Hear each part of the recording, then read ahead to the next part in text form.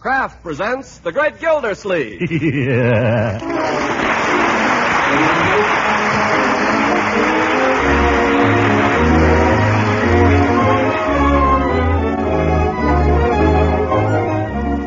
The Kraft Cheese Company, who also bring you Bing Crosby every Thursday night, present each week at this time Harold Peary as The Great Gildersleeve, written by John Whedon. We'll hear from The Great Gildersleeve in just a moment. You know, these are the mornings when waffles or pancakes really hit the spot. And you need hearty food this crisp fall weather to start the day off right. Well, waffles and pancakes taste mighty good when you spread them with delicious Parquet margarine before you pour the syrup on. You see, Parquet margarine is the spread made by Kraft, and it has a delicate, appetizing flavor that's just about tops. Yes, Parquet is entirely different from old-time margarines, and you can tell the difference the minute you taste it. Parquet is a wholesome, nourishing vegetable margarine made to Kraft's high standard of quality. You'll find Parquet margarine is grand for every use, as a spread for bread, a flavor shortening for baking, yes, and for pan frying, too. And remember, Parquet margarine is a fine energy food and a reliable source of vitamin A. So order a pound or two of economical Parquet margarine tomorrow. Just ask your dealer for Parquet, P-A-R-K-A-Y. Parquet margarine made by Kraft.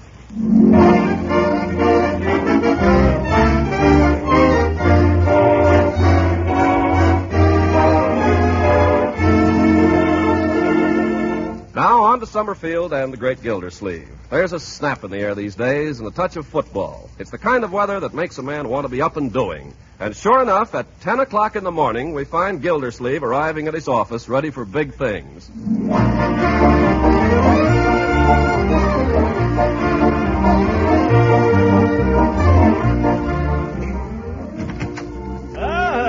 Good morning, Miss Fitch. Good morning, Mr. Gildersleeve. How's business this morning? Just about as usual. There was a young man in to see you. Oh, yes? Who was he? Mr. Brinkerhoff. He had a letter of introduction. Here. Brinkerhoff? I don't know any Brinkerhoff, do I? That I couldn't say. Yes. The only Brinkerhoff I ever knew was a fellow I went to college with. And there was a Brinkerhoff who traveled for some wholesale house, but he was killed in a bus crash. It wouldn't be him. I doubt it. Yes. Of course, there's Brinkerhoff and Schultz, but I don't know anybody there, so I don't see who'd be writing to me. I wonder who it could be. May I make a suggestion? What's that? Why don't you open the letter and find out? Very good. Excellent idea.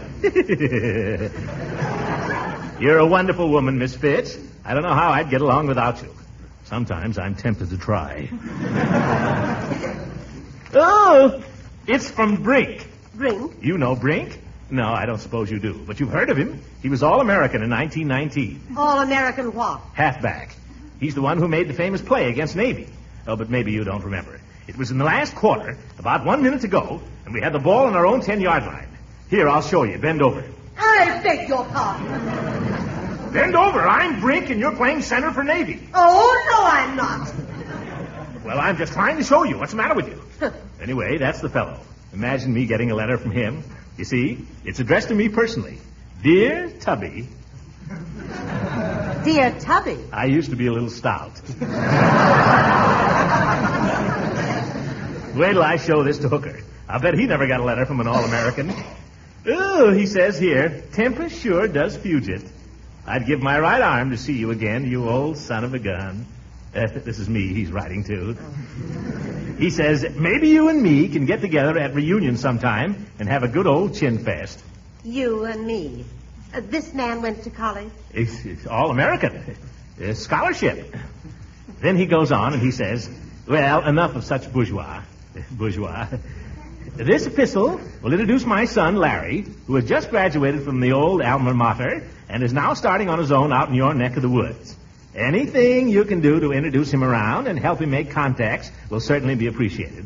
Well, I'll have to do that. I'll have to have him right out to the house right away. And look how he signs it. As ever, Brink. Good old Brink. What times we had together. All right, George, I'll have the boy out tonight. I'll have him out to dinner. Get my house on the phone, will you? Yes, sir. Any son of Brink's is a son of mine.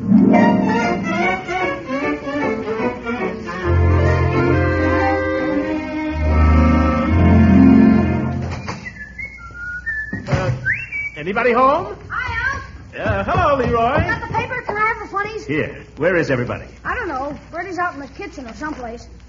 Do you have to read it on the floor, Leroy? It's easier that way. Well, don't leave it there. Pick it up when you get through. I always do. Yes, you do. Where's your sister? What? I asked you a question. She's in the hands of pirates. Marjorie, what are you talking about? Johnny Dimple. She's been trapped by river pirates. They're holding her prisoner on an old Japanese junk. It's an old Jap. Could you tear yourself away from that Japanese junk long enough to tell me where Marjorie is? I don't know. She went out somewhere. The hairdresser's, I guess. She's got a heavy date. Date? How do you know? She's been going around all afternoon with gunk on her face. Yes. Well, date or no date, she's going to have to postpone it. Marjorie? No, it's me, Mr. Gildersleeve. What have you been up to, Bertie? I just got back from marketing. It's a little late for marketing, isn't it? It was a little late when you called up about dinner. Yes, oh, yes. Well, I'm sorry, Bertie. I couldn't get a hold of the man sooner. Did you get the pot roast? Mr. Gildersleeve, I've been all over, and there ain't a pot roast in Summerfield. Oh, well, that's a shame. Brink was particularly fond of pot roast, as I remember. He was the greatest man for meat and potatoes I ever knew. Present company accepted. Huh? Oh, yes. Well, what did you get, Bertie? Well, they had some nice liver. Oh, liver and bacon is good, with French fried onions. Yeah, but you know how some people is about onions. How's that? They can't stand them, so I didn't get the liver. Oh, well, perhaps it's just as well. They had some leg of lamb instead. Oh, lamb is good. You have plenty of other things with it. Mint sauce or currant jelly. Yeah, but you're liable to run into lamb every day of the week, so I didn't get the lamb. Well, what did you get? Mr. Gildersleeve, you like guinea hen? Guinea hen? Oh, now you're talking, Bertie, with nice stuffing and wild rice. And maybe some cream mushrooms on the side? Oh, wonderful. I love it. Wish I'd known that. I'd have bought the guinea hen.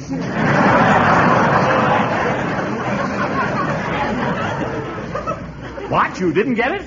No, not knowing the gentleman you invited for dinner, I figured I'd better play safe. Well, what did you get? Well, I figured I'd better get something that didn't take too long to cook in case maybe he was a little late. Yeah, maybe that's a good idea. What did you get? You know, something I could put on the fire after you got here. Something people like. Come clean, Bertie. What did you get? I got pork chops. Pork chops. Oh, I better be getting this stuff out to the kitchen. Here comes Miss Margie up the walk. Pork chops. Oh, well. Oh! Oh, look out there. Leroy, you have to lie in front of the door. Yes, young man. Why don't you watch where you're going? Pick that paper up. Gosh, I can't tell even do a little reading around here. The idea. Well, you're looking blooming, my dear. Oh, it looks terrible now, but I think it'll be all right when it's combed out. I had him cut it off a little shorter. It looks fine. I hope you didn't make any plans for this evening, my dear. Well, you know I have. Why do you think I had my hair done? I don't know why women have their hair done. It's just something that comes over them. Uncle Mort, you knew I had a date. Yes, but... I stood Doug up last Saturday because you asked me to, and I'm not going to do it again.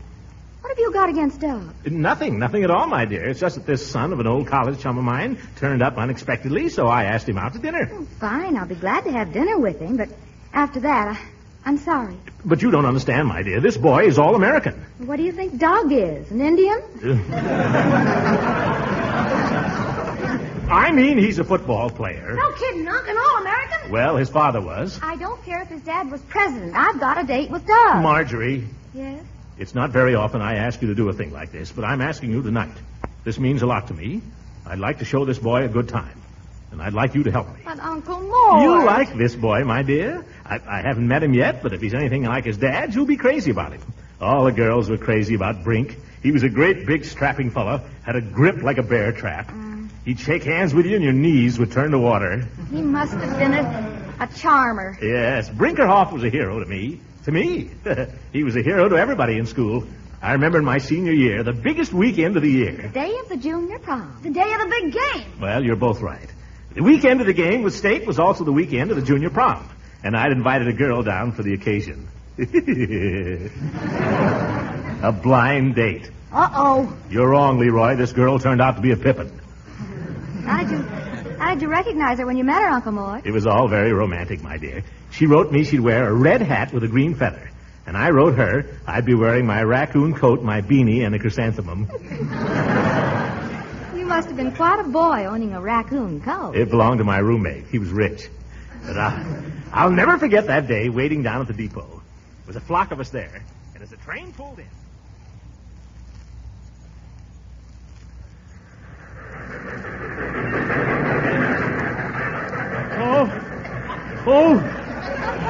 Where is she? Where is she?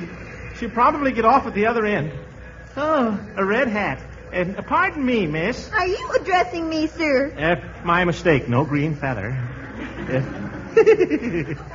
Oh, there's a blue hat, and look what's under it. Ooh, I wish it was her. Oh, my goodness, maybe she didn't come. Oh, wait, there's a red hat with a green feather. What a chassis. Oh, miss, are you by any chance Miss Betty Beaumont? Oh, yes, I am. Are you Mr. Throckmorton Gildersleeve? That's me in person.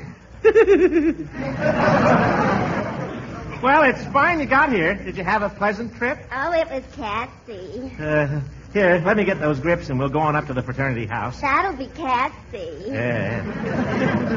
Oh, look, you see this fella coming? Yeah. That's Brinkerhoff, the captain of our team. Really? My, but he's handsome. Do you know him? Well, sort of. Hello, Mr. Brinkerhoff. Oh, there. Hello there, Gildersleeve. Put her there. Yeah. Ouch! My hand. Glad to see you, Brinkerhoff. Miss Beaumont, I have the honor to present Mr. Brinkerhoff, the captain of our 11. How do you do? Well, I'm mighty glad to know you, Miss Beaumont, I'm sure. Hey, can I give you folks a lift up to the campus in my car? Well, Oh, Mr. Brinkerhoff, that would be Catsy. Just call me Brink, Miss Beaumont. All right, Brink. Can we ride up with Brink, Mr. Gildersleeve? Call me Tubby. Could we, Tubby? Sure, Tubby, come on. Hey, I tell you what, we can stop off this sweet shop and let Tubby buy us a soda. How about it? Gee, Brink, that would be Catsy. Hey, by the way, what are you and Betty doing tonight? Tonight? Well, tonight I'm going to sing in the Glee Club tonight. Me. Tubby's quite a singer. Yeah. Say, Tubby, how about letting me bring Betty to the concert to hear you, so she won't have to go alone? You know what I mean, Betty? Uh-huh. How about it, Tubby? Gosh, Brink, thanks. What a pal. You think of everything.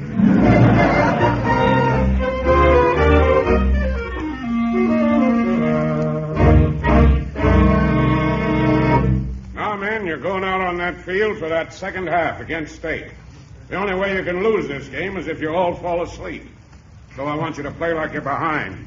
And that means fight. F-I-G-T, fight. That's... I love it. Hey, Tubby. Oh, hello, Brink. Gee, you're playing a great game, Brink. Oh, that's nothing to what I'm going to do this half. Say, Tubby, how about bringing Betty over the Sig dance tonight, huh? Oh, gosh, Brink, I'd sure like to, but I can't make it. Oh, you can't, huh? No. Well, that's too bad. I fixed it with Coach Mulligan for you to play a couple of minutes in this second half. Oh, gee, no kidding. Yeah, that'll get you your letter, you know.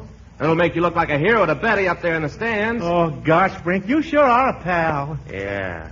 You sure you couldn't change your mind about tonight? I'd like to, Brink. I'd sure like to bring Betty to that dance, but I promised my roommate we'd go with him and his cousin and spend the evening at his aunt's house. Oh, well, that's too bad, Tubby. That's too bad. All right, everybody, on the field. Oh, thanks, Coach.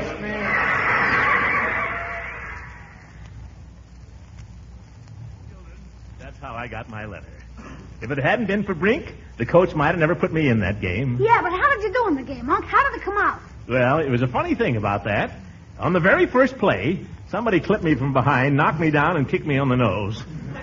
They carried me off the field on a stretcher. Gosh, were you hurt badly? Broke my collarbone. I was laid up in the infirmary for 10 days. But do you know what Brink did? What? He took care of my girl for me all the rest of that weekend. Betty, she was a queen. That's the last date I ever had with her. After that, she went with Brink. Yeah, how did you know? You're sure he wasn't also the one who broke your collarbone? Brink? Never. Brink was my pal. Are you kidding? Oh, that must be young Brink now. Gosh, I can't wait to see if he looks like his dad. I'll go, my dear. Ah, Mr. Gildersleeve? Yes, come in. Come right in. By George, you're the spitting image of your dad. I'd know you any place. Yes, sir. Always glad to meet the son of Brink. Put her there, my boy. Glad to. Oh! My hand! Chip off the old block, all right.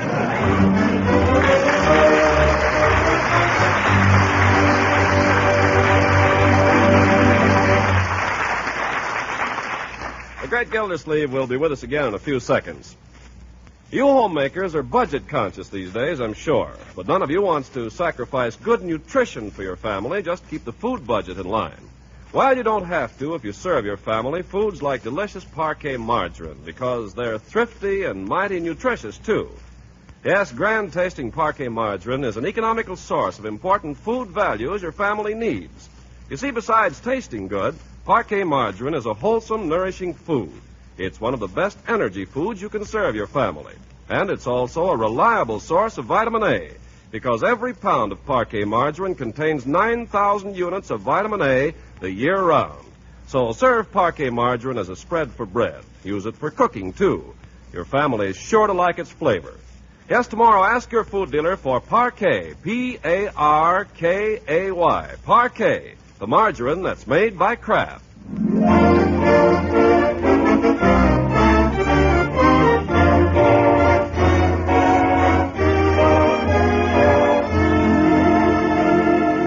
Now let's return to the Great Gildersleeve, who's invited a few of his closest friends in for the evening to meet the son of his old college chum, Brink Brinkerhoff.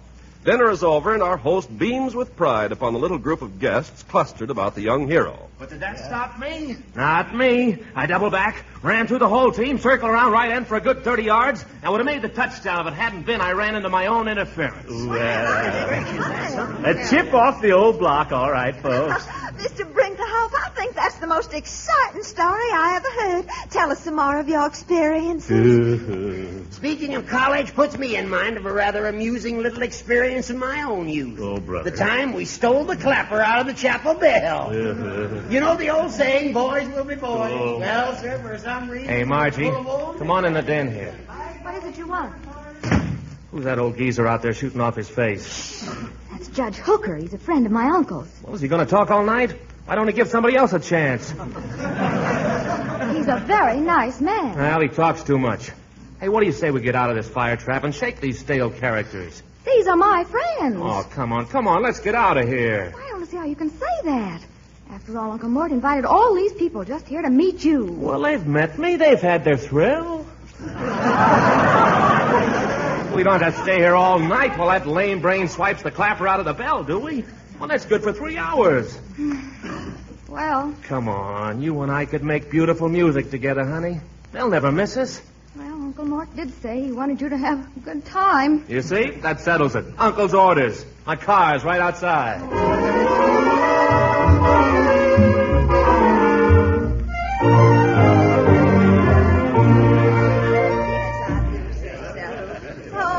It's frightfully late. Good night, Throckmorton. Good night, Mrs. Ransom. Good night, Mr. Gildersleeve. Good night, Peavy. Well, Gildy, what do you suppose became of our young friends? They'll turn up, Horace. Don't be so nosy. That young Brinkerhoff seems to be quite a fella. Yes, well, he takes after his dad.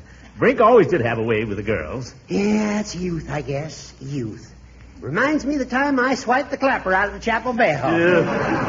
But I guess I told you about that. More than once. Good night, Horace. Good night, Gildy.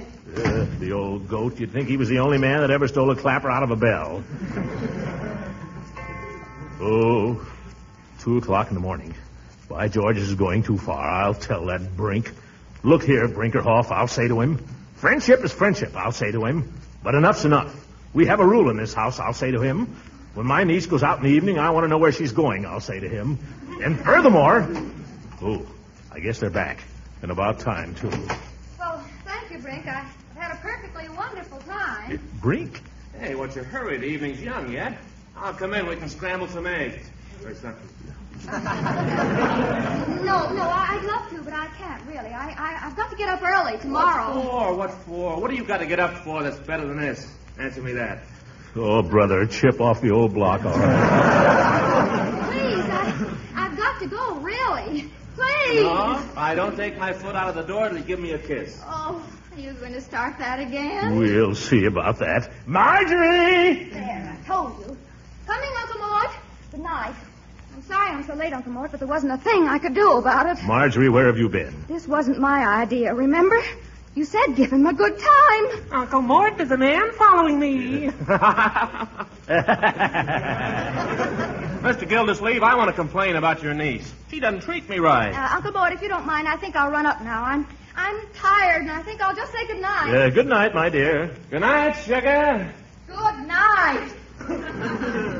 It's a great little girl you got there, Mr. Gildersleeve. She's a dilly. Yeah, she's a fine girl. A little difficult at times, though. Well, that's women, you know. You can't get along with them, and you can't get along without them. Very good.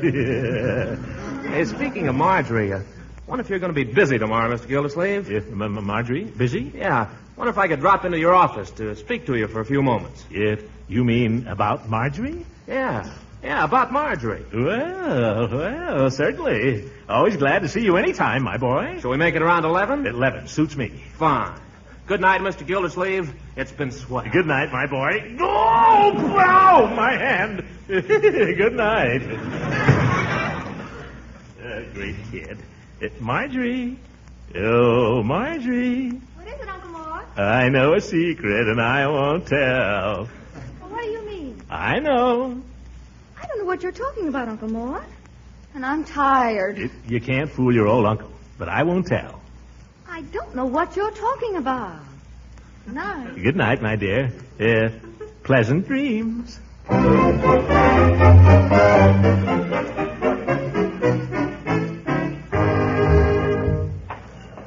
Leela. Oh, hello, Throckmorton. Hello, Leela. I had a most enjoyable evening at your house last night. I want to tell you about last night. You know, Marjorie and young Brinkerhoff disappeared early in the evening. You noticed that? Well, I didn't like to say anything. Yes. Well, guess what?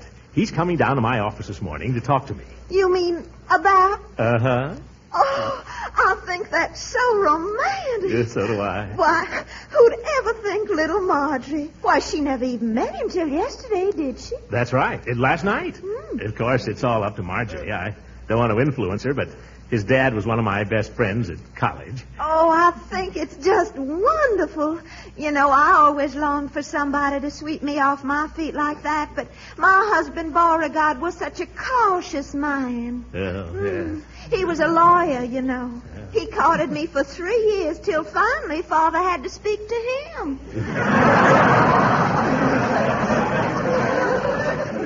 Well, they don't lose any time these days, by George. Yes, it happens so fast nowadays you never know who'll be next, do you? Next. I gotta be getting along. See you at the church, Lisa.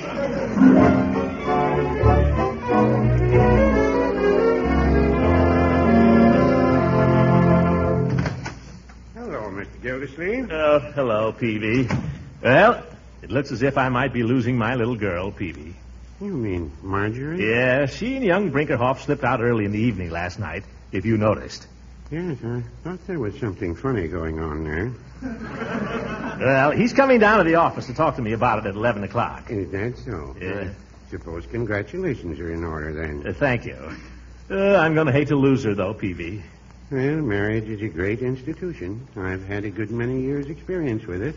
So has Mrs. Peavy. And I think we'd agree that your niece is making no mistake. You know, Peavy, I've always regretted that I didn't marry. Have you, Mr. Gildersleeve? Yes, I've always felt somehow that I was missing one of the finest things in life. Well, no, I wouldn't say that.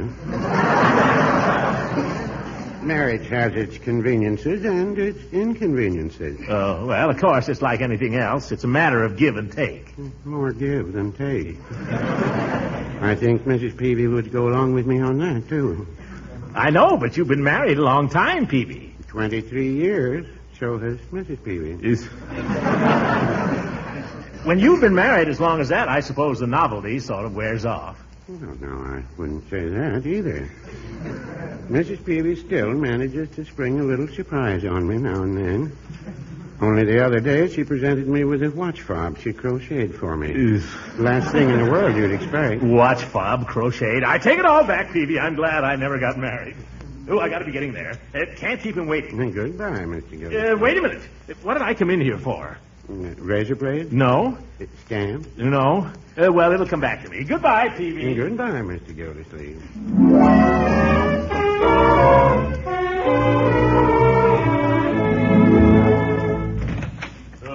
Is he here yet, Miss Fitch? Is who here yet? The kid, young Brink. No one's been here. Were you expecting someone? Was I expecting someone? Oh, but you don't know. No what? That young fellow who was in here yesterday. You know, the one I said I couldn't see. Yes. Little did I know. Miss Fitch, I think. I'm not sure. But I think he may going to be marrying my niece. No. Yeah. You know, I thought he was rather good-looking. Looks just like his dad. A chip off the old block. Little Margie, a wedding. Won't that be exciting? You know I love weddings. Yeah? And funerals. This may be him now. Well, good morning, Governor. Well, come in, my boy. Come in. Nice of you to give me a little of your time. Not at all. I won't shake hands. Always glad to oblige the son of an old college chum. Step right into my private office here. Thanks. Miss Fitch, will you please see that we're not disturbed? Yes, Mr. Gildersleeve.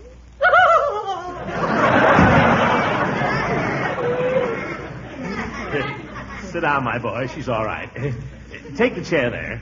Have a cigar. Oh, thanks. Don't care if I do. I always like a man that smokes cigars. There's a lighter on the desk there. Well, I guess if Marjorie knew that you were down here talking to me, she'd be kind of surprised, wouldn't she? You think a lot of that niece of yours, don't you, Mr. Gildersleeve? I think the world of her. She's a fine girl, Marjorie. I don't know a finer one. I agree with you. She's been a good niece to me, and she'll make a darn good wife to somebody. I'm with you 100%. Say, Mr. Gildersleeve. Yes? Have you ever considered what would become of Marjorie in the event that you were to pass on? Huh? Now, I have an insurance policy here that'll be... You're just like your old man. You get out of here.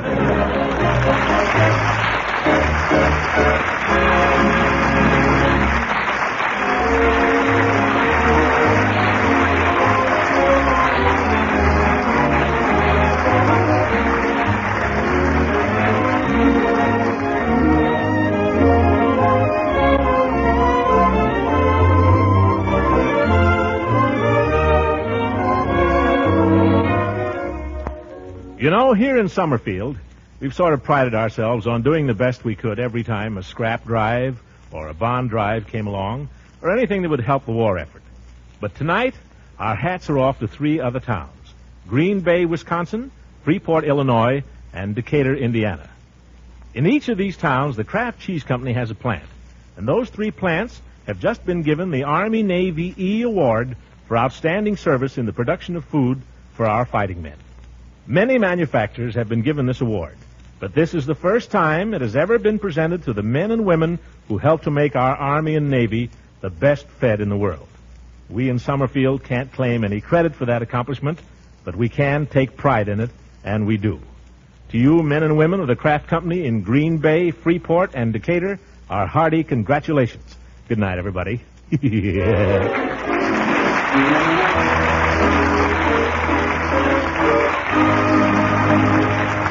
Original music heard on this program was composed and conducted by Billy Mills. This is Ken Carpenter speaking for the Kraft Cheese Company and inviting you to tune in again next week for the further adventures of the Great Gildersleeve.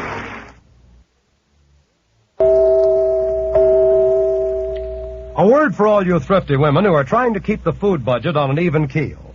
The product called Kraft Dinner is just your dish. For Kraft Dinner gives the economical way, the quick way to make delicious macaroni and cheese. Fluffy, tender macaroni drenched with cheese goodness. With Kraft Dinner, you make it in just 7 minutes cooking time. You see, every Kraft Dinner package contains a special fast-cooking macaroni and an envelope of Kraft grated so that you can sprinkle in the cheese flavor in a hurry. And say the family will go for this thrifty, speedy macaroni and cheese. We'll tell you it's as good as any you ever baked in the oven the old-fashioned way. Why don't you get several packages of economical Kraft Dinner tomorrow? Have it on hand on the pantry shelf. A main dish ready in 7 minutes is such a help on busy days. Tomorrow, ask your food dealer for Kraft Dinner. This program reached you from Hollywood. This is the National Broadcasting Company.